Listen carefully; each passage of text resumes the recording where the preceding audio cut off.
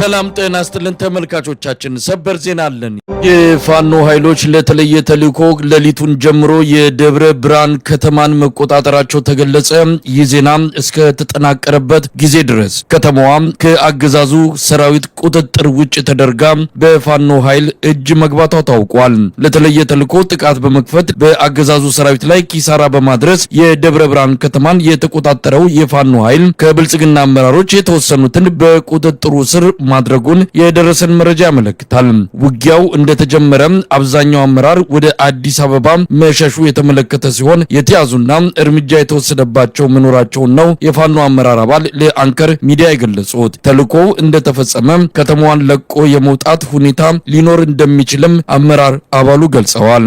አዎ በእኛ እጅ ነው ያለችው። ጥሩ የሆነ እንቅስቃሴ ነው ያለ። ጠላት ዙሪያውን የአማራ ፋኖ አንድነት በሸዋን ጥቃት ለማድረስ ሙከራ እያደረገ ባለበት ሰዓት እኛ ሰብረን ደብረ ብርሃን ገብተናል። እኔም ያለሁት አሁን እዛው በቦርኖስና ሰማይ አንጻ አካባቢ ነው። ቆንጆ የሆነ እንቅስቃሴ አለ። እንዴት ነበረ ከተማዋ ለመያዝ የቻላችሁት? ያው የመከላከል እንቅስቃሴ አድርጎ ነበረ። ነገር ግን በአካባቢ እንቅስቃሴ እያደረገ ያለው የመብረቁ ብርጌድ በደሳለኝ ሲያስብ ሸዋ የሚመራው መብረቁ ብርጌድ እዛ አካባቢ ከፍተኛ እንቅስቃሴ እያደረገ ነው። ለዛም የተለያዩ ቦታዎች ላይ በስፋት እያስገባ በማህበረሰቡ ላይ ከፍተኛ ጫና ለማሳደርና እንደገና የስርዓቱን መዋቅር ለመዘርጋት እንቅስቃሴ እያደረገ ያለበት ሁኔታ ነበር ያለ። ነገር ግን እንደማይሳካለት ትልቁ ማሳያ የዞን ዋና ከተማ የሆነችውን ደብረ ብርሃንን ከሌሊት ጀምረን ተቆጣጠረን እስካሁን ሰዓት ድረስ በእኛ ቁጥጥር ስር ነው ያለች። አስፈላጊ ከሆነ ሙሉ በሙሉ ተቆጣጥረን መክረም እንችላለን። ነገር ግን በአካባቢው ወይም በከተማው ማህበረሰብ ላይ የሚያመጣው አሉታዊ ተጽዕኖ ስላለ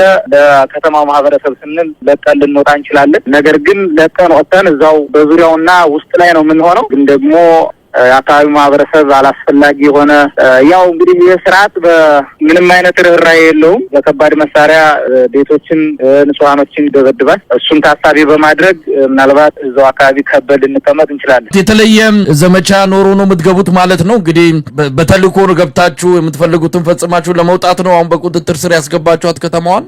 የራሳችን የሆነ እቅድ አለን። እሱ በሰጠን አጀንዳ ላይ ሳይሆን እኛ አጀንዳ ልንሰጠው እንችላለን። እንግዲህ ይህ ስርዓት አጀንዳ ሊሰጠን አይችልም። እኛ ግን በፈለግነው ሰዓትና በፈለግነው ቀን አጀንዳ ልንሰጠው እንችላለን። የምንፈልገው ነገር አለ።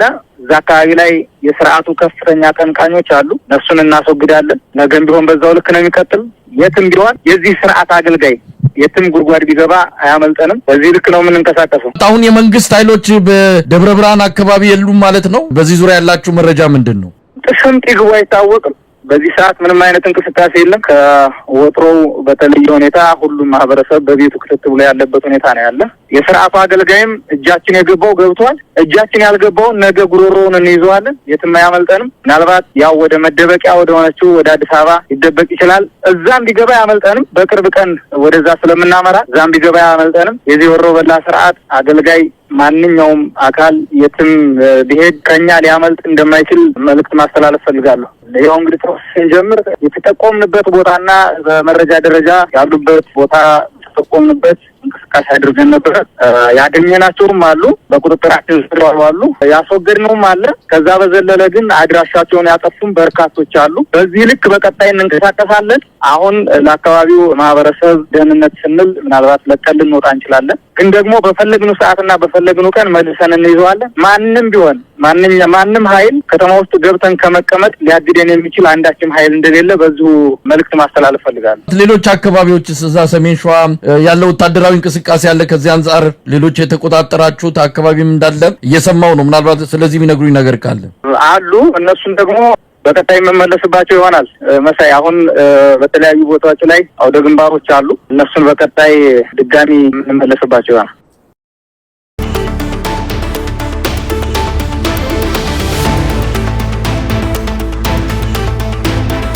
የአብይ አህመድ አገዛዝ በትግራይ ላይ ጦርነት ሊከፍት እንደሚችል ተገለጸ። የተለያዩ ተቋማት በዚህ አንጻር ያላቸውን ስጋት በመግለጽ የማስጠንቀቂያና ማሳሰቢያ መግለጫዎችን እያወጡ ይገኛሉ።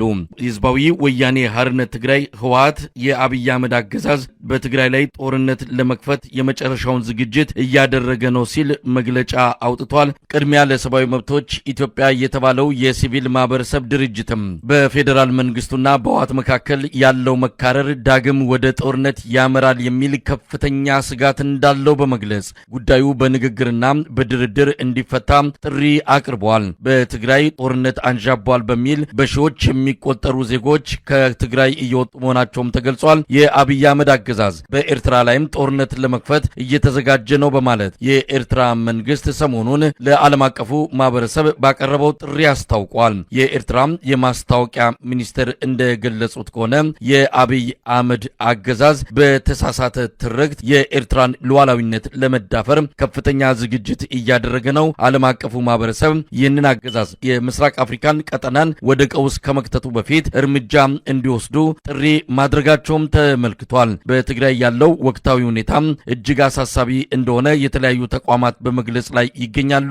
የአብይ አህመድ አገዛዝ ጥቅምት 24 ሰሜን እዝ የተመታበትን 5ኛ ዓመት አስመልክቶ በተዘጋጀ የመታሰቢያ ዝግጅት ላይ አሁንም ቢሆን በቀጠናው ያለውን ሁኔታ ለመቆጣጠር በተጠንቀቅ ሰራዊቱ እንደሚገኝ ነው ኤታ ማጆር ሹሙ ፊልድ ማርሻል ብርሃኑ ጁላ ያሳወቁት። የትግራይ ያለው ሁኔታ ወደ ጦርነት ሊያመራ እንደሚችል ስጋቱ እየተገለጸ ባለበት በዚህ ወቅት ነው የአብይ አህመድ አገዛዝ በከፍተኛ ወጪ የጦር መሳሪያዎችን በመግዛት የወታደራዊ አቅሙን እያጠናከረ የሚገኘው።